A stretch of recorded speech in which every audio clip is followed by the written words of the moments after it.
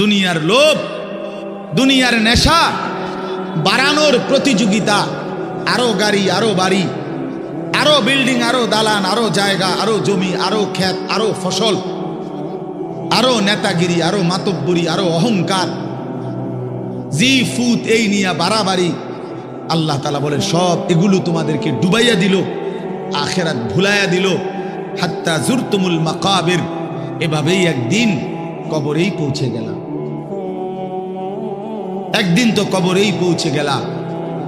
কাল্লা সাউফা তা'লামুন, আল্লাহ বলে সাবধান বান্দা, এই কবরে আসলেই তুমি জানতে পারবা তোমার নাফরমানির শাস্তি কি।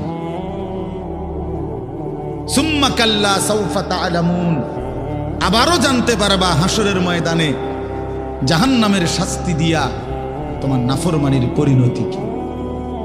দুইবার বলছেন আল্লাহ, একবার বলছে কবরে জানতে পারবা তোমার নাফরমানির শাস্তি কি, আরেকবার জাহান্নামে জানতে পারবা হাসরে তোমার নাফরমানির শাস্তি কি। সামান্য কয়টা বুট বেচতে বেচতে বেচারা এক ওয়াক্ত নামাজ পড়ে না, কদ্দুর চা বেচে, দুইটা বন বেচে, বেচারা এক ওয়াক্ত নামাজ পড়ে না। একটা অটো চালায়, নামাজ পড়ে না।